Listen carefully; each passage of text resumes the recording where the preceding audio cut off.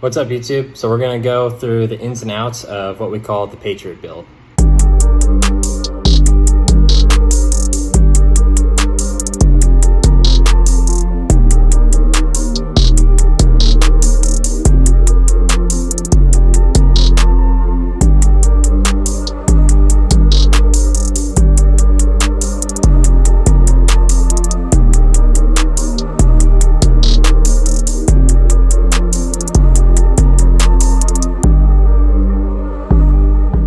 What's up, guys? So like I said, tonight I want to kind of go over the ins and outs of what we call the Patriot build, what we like about the design, what we don't like about it, and primarily what we're going to do to fix the things that we don't like about it.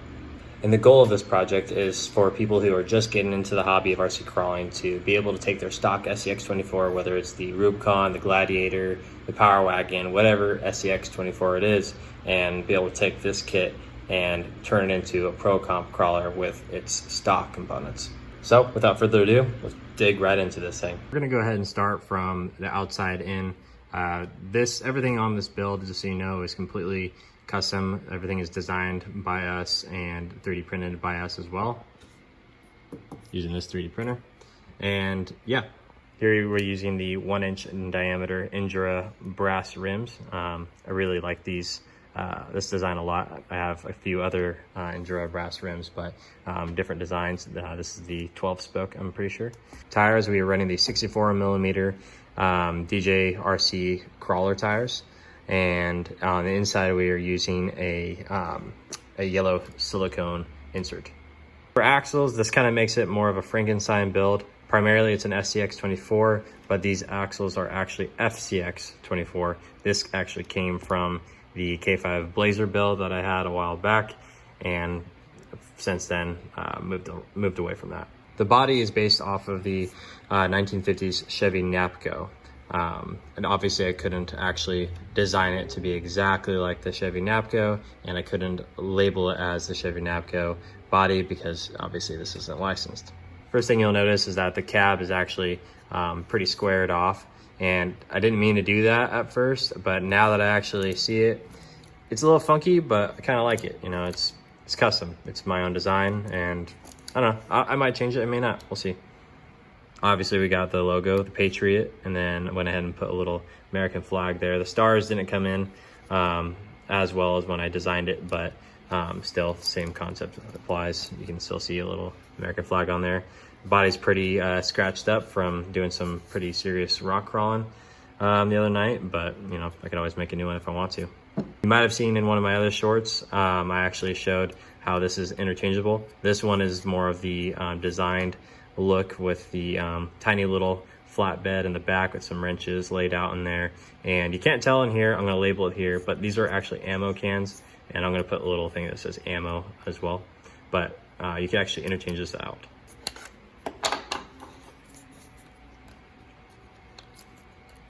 Boom. Now obviously this is done from the use of magnets. On the bottom of each one of these has these tiny little magnets, really strong ones actually, and on the actual body mount you see 2 magnets in here. Originally they're meant to locate on here as well, but I designed them a little wrong. As you can see in the front, we are running the Endura coreless steering servo. This is actually from my TRX 4M build. It runs fine right now. I was a little worried about it overheating, but it actually hasn't gotten hot at all running our brushless motor and brushless ESC in here. I will eventually put this back in the TRX 4M build and get its own steering servo in the future. Now that we kind of covered the whole outside of the build, let's go ahead and dig in to the inside of it. Just to kind of go over the suspension real quick, we are actually using the Endura 51 millimeter long travel shocks in front and rear. As you can see, for ESC, we are using the brushless VeerTech Lizard Pro, which connects to the brushless VeerTech Venom motor, and that is mounted to the Endura transmission with the mounting plate as well. On the flip side, we have our receiver, which connects to our radio link over here. And this is actually also for the TRX 4M. This is what goes with TRX 4M build. I kind of took that out of there just for this to see how this guy ran, but I really like this radio a lot, and they're decently expensive, so I don't know if I'm going to get another one. I might just get a cheaper one for the TRX for him because I really like this guy for our new build. This is where we have our battery mounted. This serves as both battery mount and body mount. And I don't know if you can tell, but right here there's a tab, and that serves as just a small little stop here. So it cannot move anymore in this direction towards the back. And when the body is actually mounted on there, the body serves as a stop as well in the front. So that battery cannot move front or rear. Designing this was sort of last minute. I wasn't planning on getting the brushless motor, but on my way home from work, I knew there's a hobby store. I wanted to just go see real quick what they had, and luckily they had it there. So right when I got home, real quick, mocked up the new design of the battery mount, and as you can see, there's barely a bit of room in between that motor and the battery mount. But clearance is clearance, so works great. We're gonna go ahead and flip this guy on over. Let's set this guy here. So these rocker panels, which I have shown in another video of the evolution of those rocker panels, those are also fully designed and customized by myself, and same with the skid plate. The skid plate is fully custom, and this is actually one of the things that I'm going to change in the future. The links are Gladiator in the rear and deadbolt in the front, actually a slight bit longer than the deadbolt links in the front. And these drive shafts are meant for the Gladiator as well. And Duro, by the way, stainless steel. So what do we like about this build? There's a lot to like about it. It has very low center of gravity. It doesn't flip as easy on in all the side hills. It has very good flex for just the first time running it. The body mounts easily. I like being able to change that out as much as I'd like to. It performs pretty well, honestly, for its first time. And there are a few things that I do want to change in the future. One of the things I love about this design is that it's got so much clearance underneath it. It's great. These high clearance links that I designed work amazing. The con though, the con is when we go up certain obstacles and we are up hanging like this.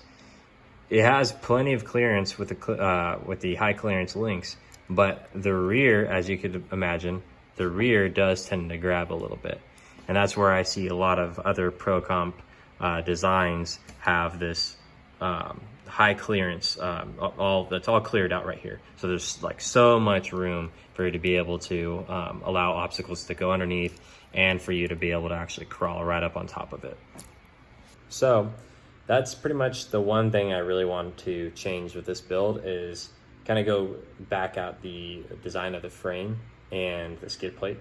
And I just want to look and see if we can add more clearance to it, really contour it out a little bit more in the rear. So that way when we're crawling over things, there's a lot more room for those obstacles to move around and not get hung up on our design.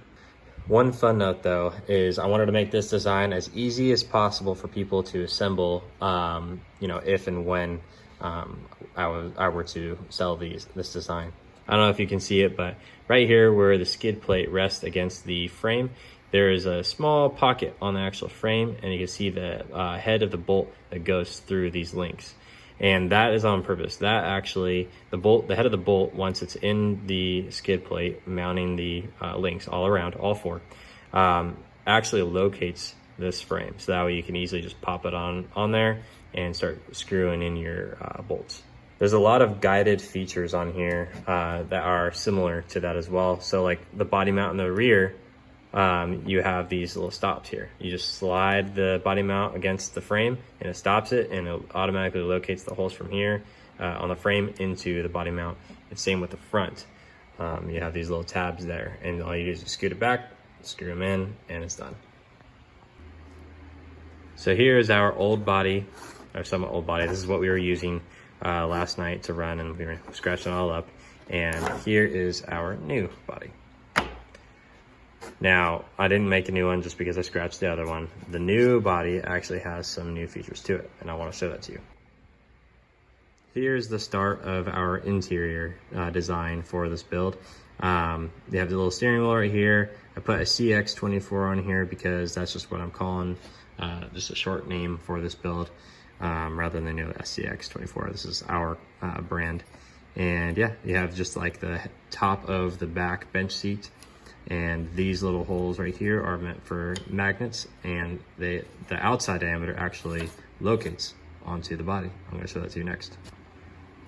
So you got the new body. It's going to flip this guy upside down, flip this guy upside down. The new body has these datums. You can put magnets in there still for more security, but it's actually not necessary. We can just go ahead and put this guy in here. It's hard to do with one hand since I'm filming, and just pop that guy in there. Perfect. Now it has interior. Check it out.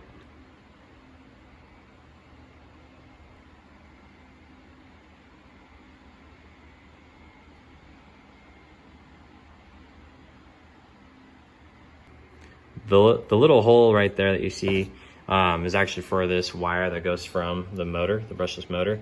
I'm still seeing a lot hanging up a lot on this build actually, so I have to come up with a new idea of how to be able to put this guy in there, because right now it doesn't go on all the way, but you know, I will figure it out eventually. Well guys, that is a wrap on this short video of the breakdown of this build. If there's anything that I didn't show you guys, because I'm sure that I missed a couple things, go ahead and leave a comment down below. If there's anything that you can think of that I could do differently or do better, because I am still somewhat new to this hobby, just go ahead and you know, throw a comment out there for me as well. I'd love to feedback on it. Yeah. I also want to thank my current subscribers, people who have been with me thus far, and also the new ones that we've got in the past several weeks after doing all these new shorts and whatnot. I appreciate you guys subscribing, and I hope to further entertain you guys with our videos. So that is a wrap. My name is Sidney Cottrell. I'm the founder of Createx 3D. We specialize in 3D modeling and 3D printing, and I want to make the best RC crawler kit for newcomers into this hobby as possible to make their lives easier and more enjoyable. So hope to see you guys soon. See ya.